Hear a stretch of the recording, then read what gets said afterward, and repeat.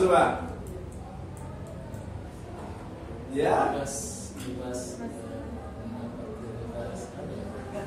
Bebas aktif kali ini. Langsung umum bebas rahasia. Yang sebelah sana?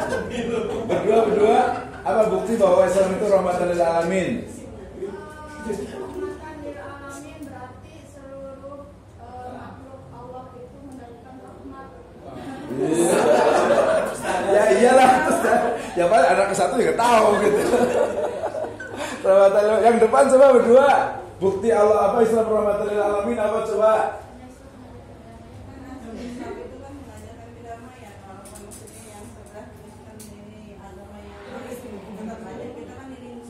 Kita harus damai ya, iyalah nggak boleh berperang ya. Kayak gini berkeadilan, ya sih. Orang Indonesia juga berkeadilan juga. Jadi Islam Indonesia harus adil gitu ya. Oke lah. Jadi rahmatan alamin tadi sebenarnya salah satunya adalah ya tadi bahwa dalam Islam itu melindungi ya nyawa atau jiwa, harta orang non Muslim juga. Selama dia itu manusia harus dimanusiakan. Ya bahkan ketika dia masih hidup juga tidak boleh dilanggar. Ketika sudah meninggal pun ya tidak boleh sembarangan. Kemarin tuh ada yang viral tuh, yang emak-emak tuh yang apa nyanyi-nyanyi, makan-makan tuh di kuburan, dari duduk di kuburan gitu kan ya. Nah itu sangat tidak Islami jelas gitu ya. Oke, berarti sudah terjawab. Ya sudah terjawab. Ada yang mau nanya nggak? Belum ya? Ya boleh.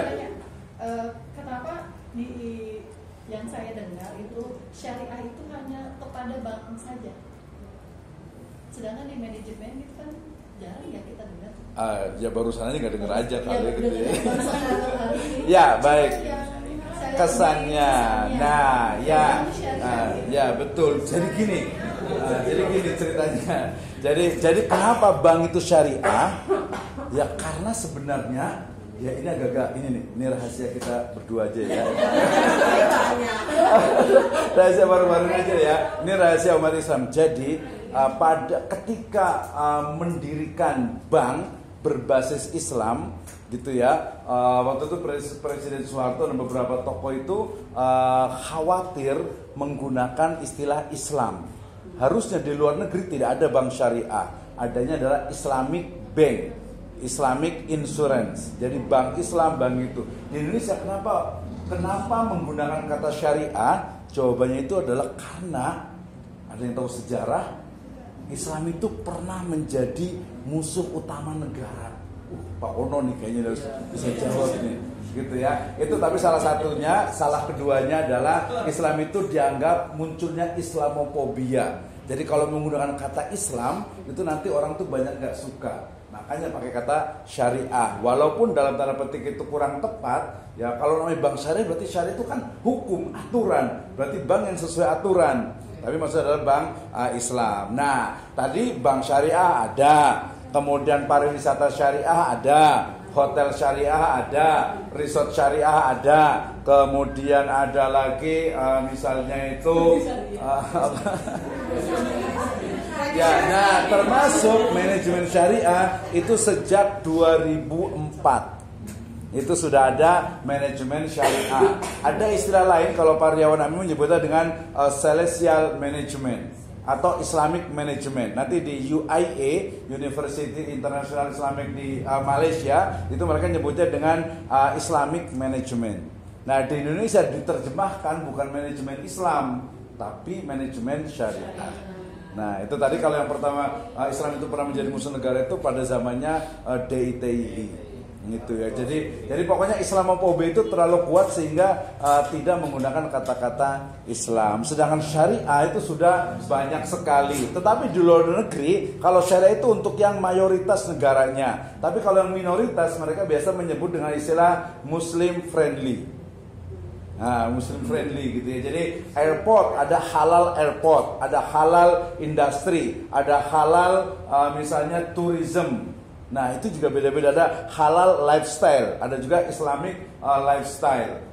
Nah seperti itu ya. Jadi sebenarnya kalau manajemen syariah itu sudah lama, cuman memang kayaknya itu ya harus kita gemborkan. Makanya tadi ngurus sekolah harus pakai syariah nggak sih? Harus ya. Nah cuman ilmunya itu memang belum banyak berkembang. Ya, yang SDM Syariah misalnya HRD Syariah, padahal buku kita itu kami itu diterbitkan sejak 2014. Itu udah diterbitkan gitu ya, tapi ya yang menggunakan itu masih tidak terlalu banyak gitu ya. Jadi SDM Syariah itu sebenarnya adalah bagaimana ketika mulai rekrutmennya, kemudian seleksinya. Kita lihat di sini ada, boleh dilihat yang berikutnya ya. Ini yang laqad kana lakum fi Rasulillahi uswatun hasanah. Saya yakin semuanya ustaz dan ustaz itu sudah paham semuanya. Jadi benchmarking menjadi landasan dalam manajemen SDM Syariah dengan mengambil esensi-esensi pada generasi terbaik, kemudian direfleksikan pada keadaan kekinian. Ya. Jadi misalnya kemarin kita sudah kasih contoh kan ya, ketika ada 2 orang yang melamar untuk bekerja. Ya, kemudian yang satu itu dia sholatnya rajin, yang satu tapi dia kurang pinter, yang satunya lagi sholatnya jarang-jarang tapi nilainya pinter, nilainya bagus. Pilih yang mana? Ya pilih yang mungkin kalau orang tuh nggak lihat malah dia nggak bakalan ditanya sholatnya juga nggak tahu juga. Nah, dalam seleksi termasuk juga tes potensi akademik dan juga kita menyebutnya dengan syariah assessment, itu ada unsur itu. Ya, kalau masuk ke PNS, kalau masuk ke pegawai, di assessment, di tim tes potensi akademik, gak ada tuh unsur syariahnya. Perlu nggak sih? Kalau pesantren ya pasti orang juga udah secara otomatis pasti gitu ya. Kalau sekolahan Islam kira-kira nih, kemarin udah kita ngomong ya, mohon maaf nih kisah sebut misalnya ada yang ngelamar itu alumni Surajul Falah sama satu lagi alumni IPB. Kira-kira pilih yang mana ya? Surajul Falah lebih soleh nih, ini aja gitu kan ya. Nah, maksud saya itu dari sisi nanti dalam seleksi itu kalau dalam HRD Syariah itu dia harus tadi ada rekomendasi dari ustadz dan juga memang dia itu ya terpercaya. Terpercaya itu ada bukti keagamaan, termasuk nanti juga dari sisi kinerjanya ya.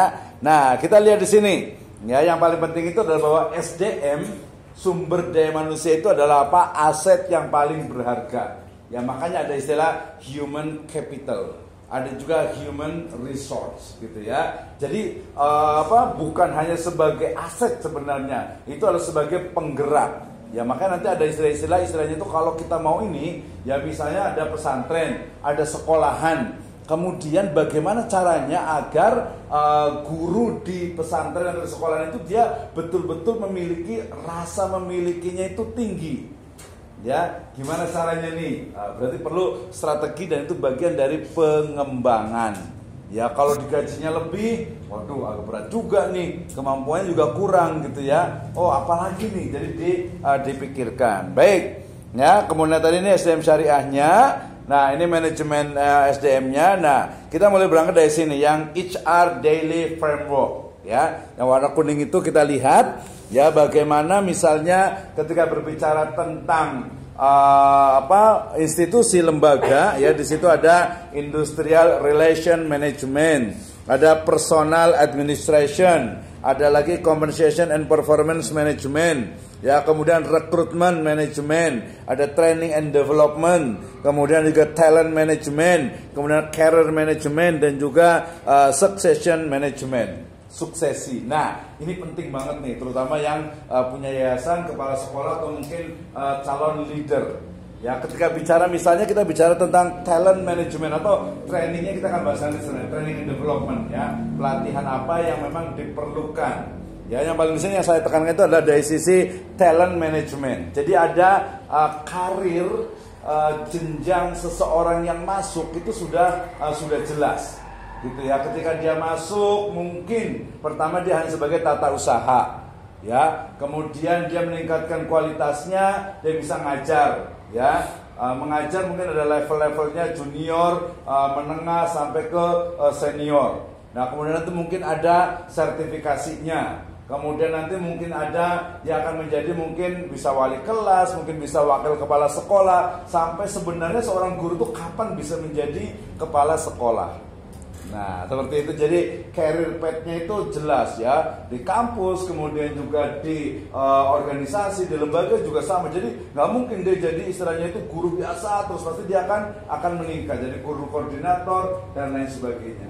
Jadi bukan lagi like and dislike gitu. Ini mah nggak ini berarti biarin aja lah, nggak karirnya nggak usah diinginkan, tidak seperti itu ya. Nah ini dalam hal ini termasuk juga dari sisi succession management. Makanya pola ya ketua, kepala, kemudian juga kepala sekolah itu kan ada jangka waktunya. Itu agar sebenarnya untuk menghindari hal-hal yang sifatnya itu mungkin tidak diinginkan. Ya, jadi ada waktunya nih, kecuali kalau owner kan udah jelas tuh ya. Kalau owner kan memang pemilik gitu kan, berarti ini kepala sekolah nih, yang mungkin mudir amnya nih, atau mungkin mudir idarinya nih, atau mungkin dia bagian kurikulumnya, atau yang ngurusi bos dan sebagainya. Ya, nah ini menurut saya penting nih untuk dibahas gitu ya. Nah kemudian yang paling utama adalah di framework ya. Ini yang beda, yang tidak ada di tempat lain, yaitu framework manajemen SDM syariah ya. Jadi diawali dengan tauhid atau keyakinan. Ya kalau keyakinan ini kurang, ya akhirnya apa? Munculnya itu adalah ketidakadilan, kemudian juga kezaliman, kemudian juga menganiaya ya dan lain sebagainya.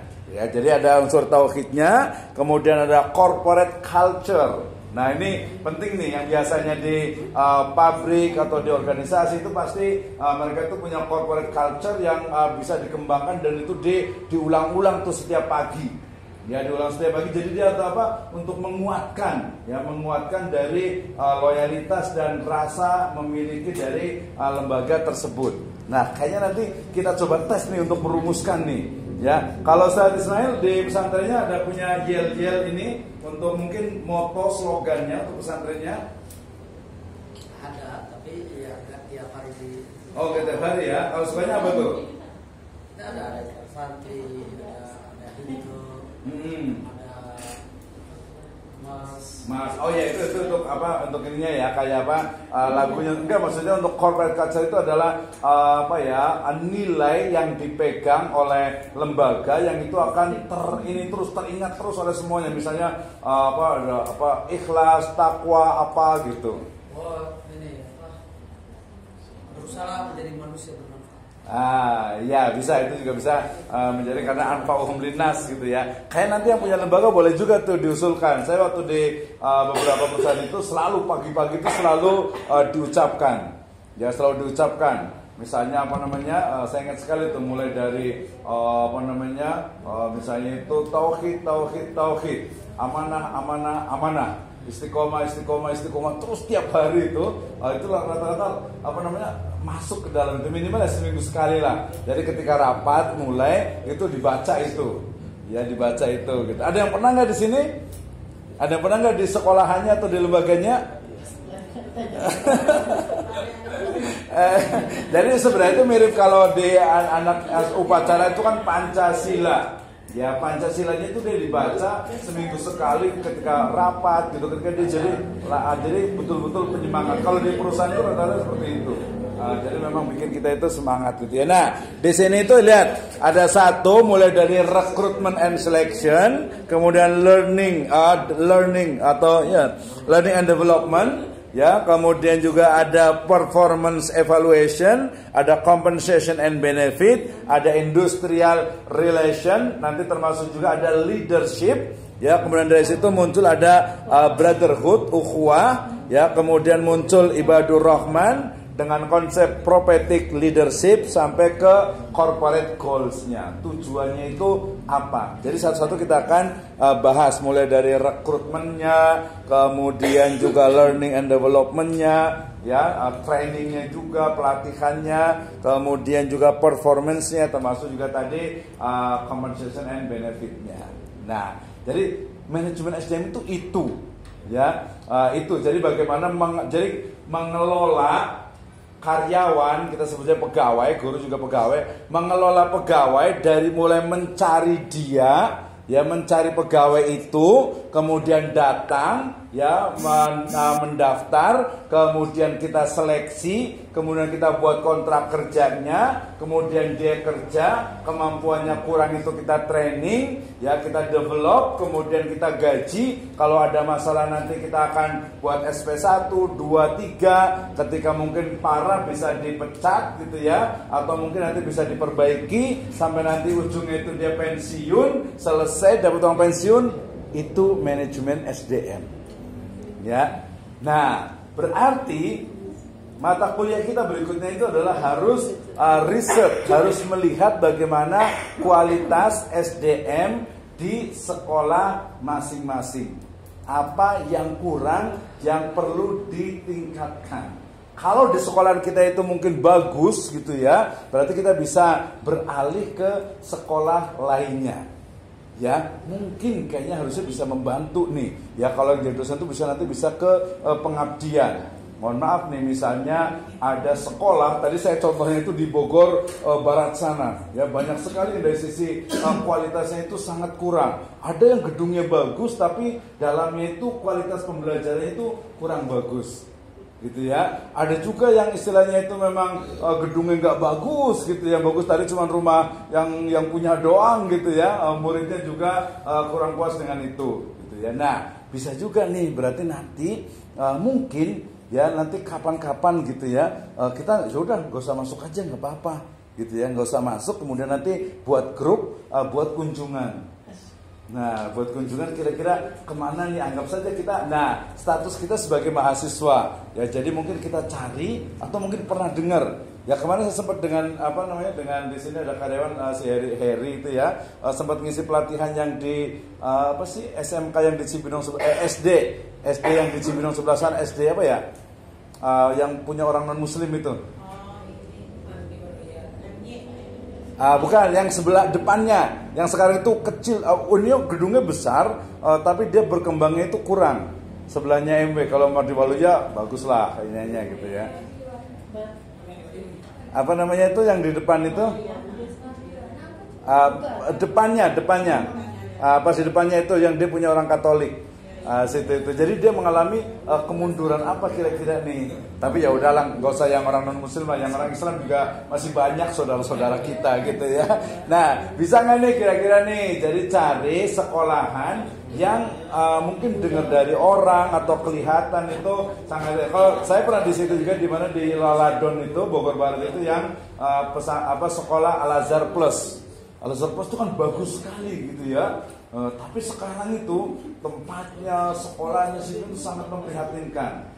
Ya, kalau mau kita ke sana boleh, tapi kalau ke sana berarti atau kalau berkunjung berarti ya kita ceritain baik-baik gitu ya, dengerin gitu. Cerita kenapa sih kok jadi begini. Kayaknya challenging juga kalau menurut saya ini gitu ya. Siap kan kira-kira nih? Ya, jadi nanti kita atur berarti ya. Kalau yang Al Azhar Plus itu saya bisa karena saya pernah di situ, bukan di situ, pernah ada teman di situ juga yang saya juga kenal juga di situ. Atau mungkin yang dekat-dekat Cibinong di sini ada nggak nih? Kira-kira sekolah yang tadinya bagus gitu tiba-tiba kok mundur gitu ya? Dia mengalami mundur. Kira-kira saya pernah dengar, pernah lihat, pernah ini nggak kira-kira? Jauh-jauh ya. Berarti sekali jalan-jalan berarti. Nah, tapi kira-kira kenapa tuh?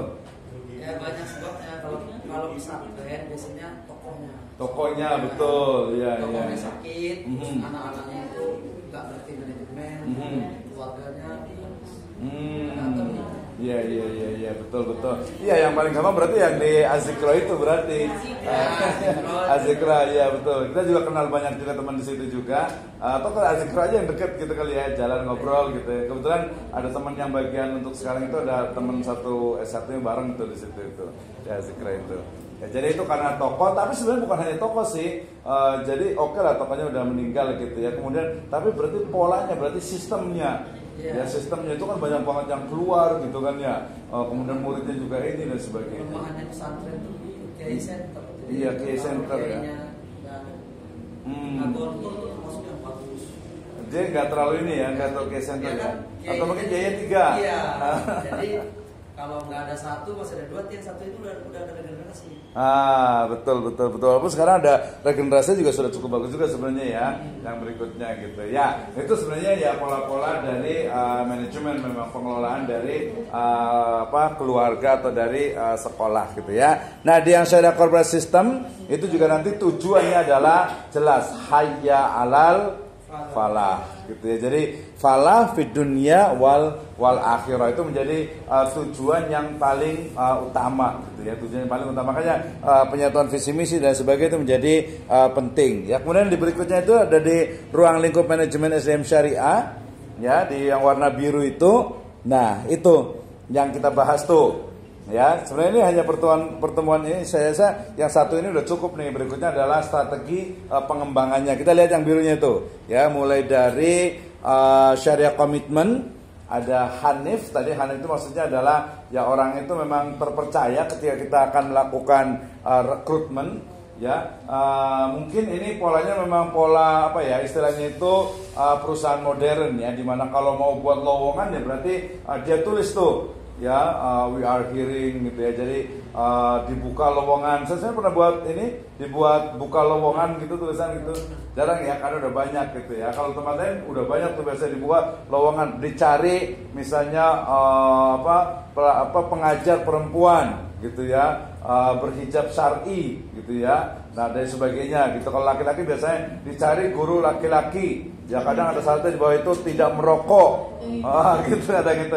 Nah itu bagian dari rekrutmen untuk syariahnya, gitu ya. Nah jadi sesuai dengan values-nya seperti apa sebenarnya misalnya, gitu ya. Kemudian juga untuk yang selection-nya ya sama lah ya, mulai dari culture fit-nya, kemudian job fit-nya, kemudian nanti menguji dia itu amanah dan profesionalnya di awal gitu ya. Baru berikutnya adalah learning and development atau training and development. Nah, kita yang paling banyak itu nanti adalah di sini nih, training and development ya. Jadi macam-macam nih ya.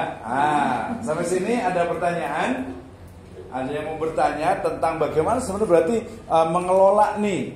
Ya misalnya nih, saya ingat sekali tuh ada dulu saya punya staff itu ya, karena dia itu mungkin kurang memahami corporate culture gitu. Jadi ketika dia datang, misalnya ada customer datang ke kita gitu, jadi bawaannya itu judes gitu. Saya sampai enak banget gitu ya. Jadi ketika datang gitu ya, datang itu ya senyum gitu, kalau perlu 5 cm gitu ke kiri ke kanan gitu ya. Nah itu termasuk nanti bagian dari service excellent gitu ya. Service excellent nih ya, siapapun yang datang gitu ya, misalnya yang datang apalagi dia adalah jelas-jelas customer gitu ya, gitu ya. Misalnya kalau mau di pesantren berarti ya orang tua santri atau mungkin yang menanyakan pasti kan udah diajari nih ya, kalau datang silakan apa yang bisa kita bantu ya, kayak di bank ya, di perusahaan-perusahaan memang biasanya itu seperti itu. Jadi tidak ada yang ada yang datang kemudian cuek gitu ya, kemudian malah mungkin nggak mau senyum gitu ya dan lain sebagainya. Itu bagian dari sebenarnya corporate culture yang harus ditumbuhkan. Ya, jadi semuanya ya namanya manajemen SDM itu dari yang mohon maaf misalnya yang tukang nyapunya, tukang bersih-bersihnya ya sampai pimpinannya itu harus paham. Ya termasuk juga nanti pola kebersihannya, ya tanggung jawabnya, job desk-nya, ya KPI-nya dan lain sebagainya. Ya, oke. Jadi mudah-mudahan ya setelah nanti belajar ini nanti termasuk juga